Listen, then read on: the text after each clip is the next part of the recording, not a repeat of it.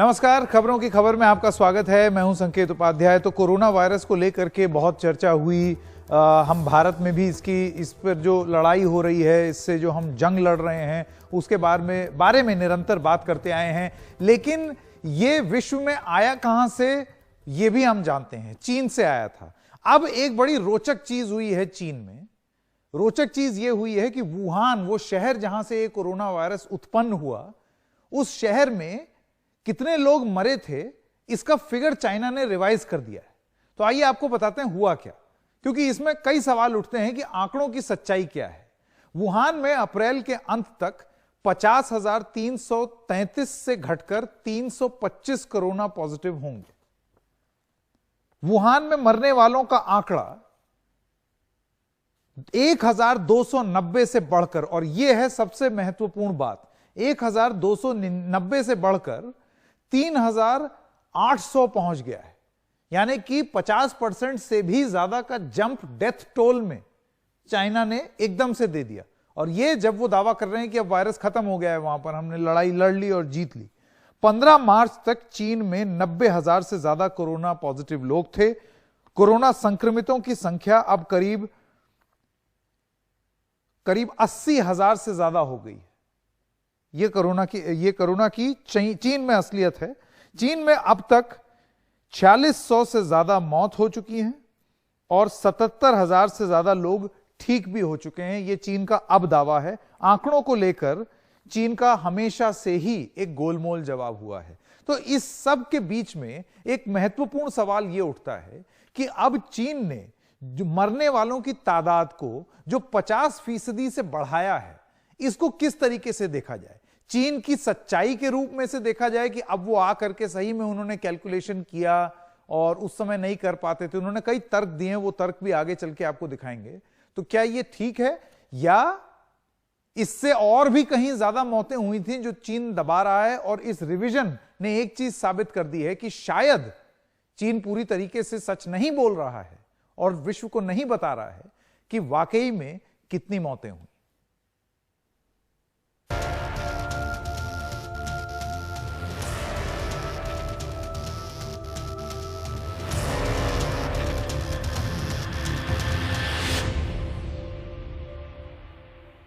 तो दो मेहमान हमारे साथ जुड़ने वाले हैं। अभी ब्रह्म चेलानी जी, स्ट्रेटेजिक अफेयर्स एक्सपर्ट, हमारे साथ जुड़ गए हैं। थोड़ी सी देर में कॉमोडोर उदय भास्कर भी हमारे साथ जुड़ जाएंगे।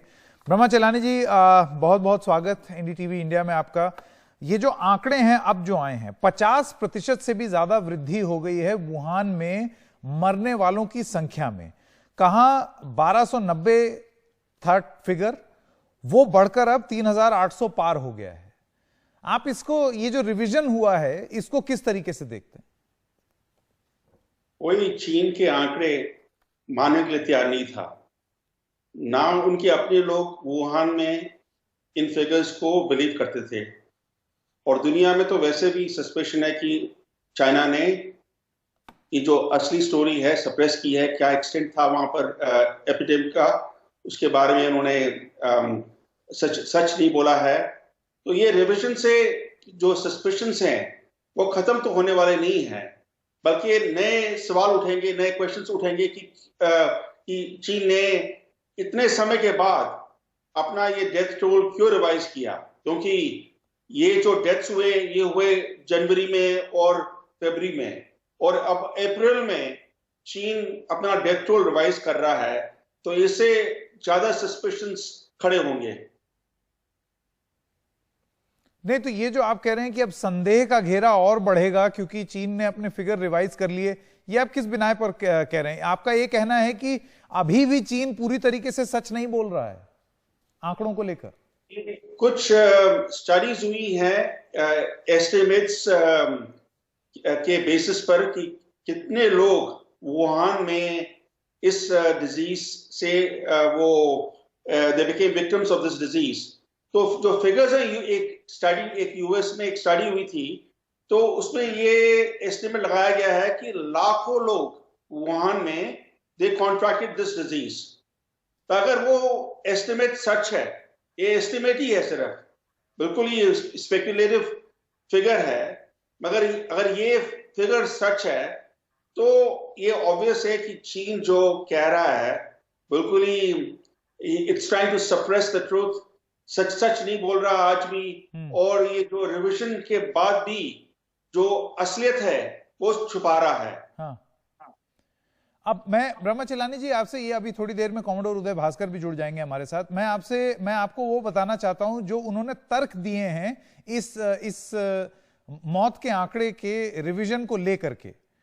ठीक है, तो उस पर आपका क्या कहना है, मैं वो जानना चाहूंगा। ये शिन्हुआ जो न्यूज सर्विस है उसकी एक कॉपी है।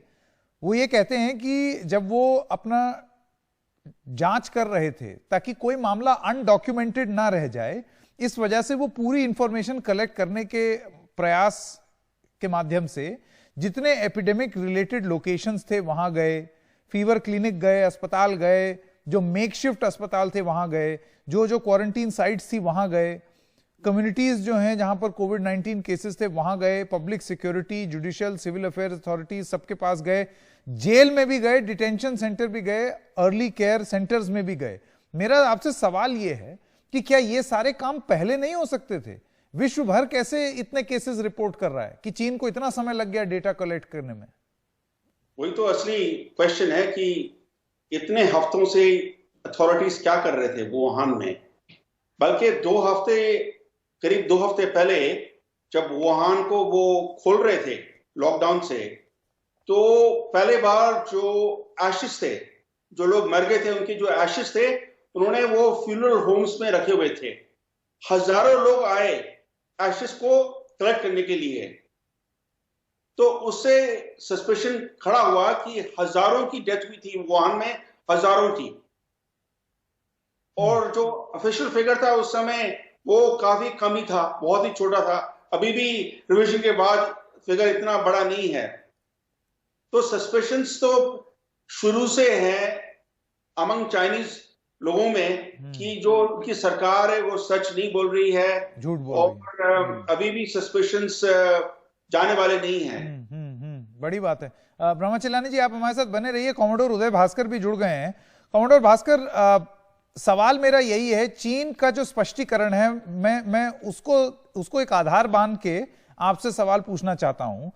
चीन अपने स्पष्टीकरण में यह भी कहता है कि क्यों, जब यह सवाल पूछा गया कि क्यों यह फिगर रिवाइज हुआ, इतना समय क्यों लग गया, उनका यह कहना था कि उस समय यह डेटा हम लोग इसके लिए नहीं कलेक्ट कर पाए क्योंकि इतने सारे मामला आ गए थे, तो जो मेडिकल रिसोर्सेस थे, जो हेल्थ रिसोर्सेस थे उस देश में, वो उससे मुकाबला नहीं कर पाए। इस वजह से बहुत सारे मौतें जो हैं वो घरों में हो गई और उसका डेटा हम लोग जुगाड़ नहीं पाए, उसको कंप्लीट कंपाइल नहीं कर पाए।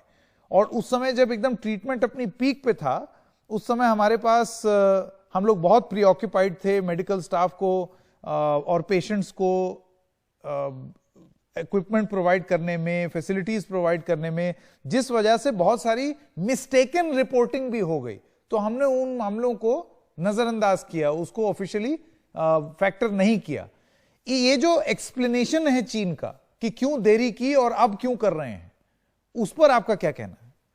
मुझे लगता है साहब कि जिस प्रकार से आज चीन ने अपने जो संख्या है उसको उन्होंने रिवाइज किया है और करीब 50% के आसपास उन्होंने उसको बढ़ाया है, ये एक प्रकार से स्वाभाविक है, क्योंकि हर एक देश का जो अनुभव या तजुर्बा उसी प्रकार का रहा है कि जब पहले कोविड-19 की जानकारी जैसे बढ़ती गई है, शायद एक तो अंडर रिपोर्टिंग हुआ है, दूसरा जो एसिम्प्टोमेटिक पेशेंट्स थे, शायद उनकी जब क्लासिफिकेशन हुई थी, चाहे अस्पताल में या कहीं और, उनको शायद उन्होंने कोविड-19 के कैटेगरी में नहीं डाला। और अभी क्योंकि वुहान के अंदर जो स्थिति है वो थोड़ा सुधर गया है, लगता है कि वो इस बात को दोबारा समीक्षा कर रहे हैं। पर संकेत जी, मेरा इससे ज्यादा एक और पहलू है जहां मैं समझता हूं कि चीन ने पूरी जानकारी जो है वो विश्व को नहीं दिया है, और वो इस वक्त मैं कहूंगा कि भारत के अंदर और बाकी विश्व के अंदर में जितने भी डॉक्टर हैं, जो एपिडेमोलॉजिस्ट हैं, उनका मानना यही है कि जिस प्रकार से कोविड-19 का शुरुआत हुआ है चीन में और अभी जिस प्रकार से वो कह रहे हैं कि लागू में आ गया है, ये एक प्रकार से ये जमता नहीं है। यानी कि एक डॉक्टर साहब ने कैलकुलेशन किया है और चीन के पूरे पॉपुलेशन को देखते हुए और जितने उन्होंने केस का रिपोर्ट किया है, उन्होंने कहा कि ये जो इन्फेक्टेड नंबर है ये बहुत ही छोटा है, 0.0065% है। और उन्होंने कहा कि इतने 6-7 हफ्ते में चीन जैसे जो इतना बड़ा देश है, अगर वो कहते हैं कि अभी वो इस संकट से पार चुके हैं, तो ये हर्ड इम्यूनिटी का जो लक्षण है वो इतना जल्दी इतना भारी संख्या में प्राप्त करना एक प्रकार से असंभव है। तो अगर चीन ने जानकारी कम दी है तो मुझे लगता है कि ये जो मेडिकल डेटा है, कितने लोग इन्फेक्ट हुए और उसके बाद किस प्रकार का स्प्रेड हुआ है, ये शायद WHO और बाकी विश्व के जितने भी एपिडेमोलॉजिस्ट हैं वो इस प्रकार की डेटा की बहुत उन्हें इस वक्त सख्त जरूरत है। बिल्कुल संकेत जी। बिल्कुल बिल्कुल। कॉमोडोर उदय भास्कर और ब्रह्मा चेलानी जी, आप दोनों का बहुत बहुत धन्यवाद इस कार्यक्रम में भाग लेने के लिए और अपना पक्ष रखने के लिए, अपनी बात रखने के लिए।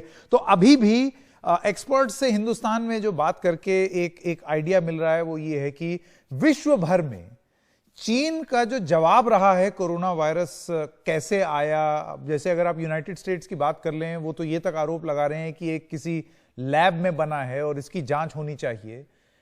चीन अभी भी वो फिगर रिवाइज कर रहा है, एक्सपर्ट्स का ये कहना है वो इसलिए ताकि लोग यकीन आए इस तरीके के आंकड़े पेश कर रहा है, क्योंकि जितनी मौतें चीन में हुई उससे कहीं ज्यादा बाहर हुई। तो ऐसा कैसे विश्व माने? लेकिन क्या इस रिवीजन के बाद अब और सवाल खड़े हो गए हैं चीन के खिलाफ? मेरे ख्याल इस पर चर्चा आगे भी जारी रहेगी। एक छोटे से ब्रेक के लिए रुक रहे हैं, खबरें जारी रहेंगी।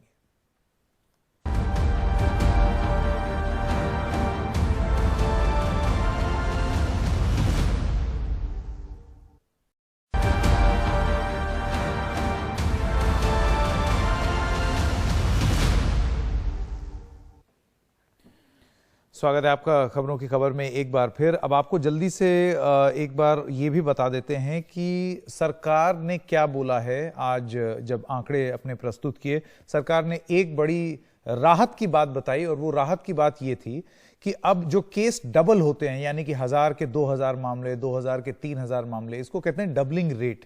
ये डबलिंग रेट अब धीमे हो गया है। तो जो चीज पहले 3 दिन में होती थी या 7 दिन में होती थी, 3 दिन का तक नौबत आ गई थी, वो अब बढ़कर 6.2 हो गए, यानी कि लगभग 6 दिन में मामले डबल हो रहे हैं। इसको धीरे धीरे खींच के और ज्यादा लंबा करना है कि 10 दिन 15 दिन में हो, उसी को फ्लैटनिंग ऑफ द कर्व कहा जाएगा। क्या था स्वास्थ्य मंत्रालय की तरफ से बयान, आइए आपको सुनाते हैं। कल तक की अगर कंफर्म संख्या देखें तो 13,387 कंफर्म केसेज आए हैं। लास्ट 1 डे के अंदर 1007 केस रिपोर्ट हुए हैं। लास्ट 24 आवर्स में 23 नई डेथ्स भी रिपोर्ट हुई हैं। हम अब तक की अगर स्थिति को देखें तो पाते हैं कि लॉकडाउन से पहले अगर हमारे देश का डबलिंग रेट ऑफ केसेस लगभग 3 दिन था, तो पिछले 7 दिनों को अगर डेटा देखते हैं तो हमारा डबलिंग रेट अब 6.2 डेज है।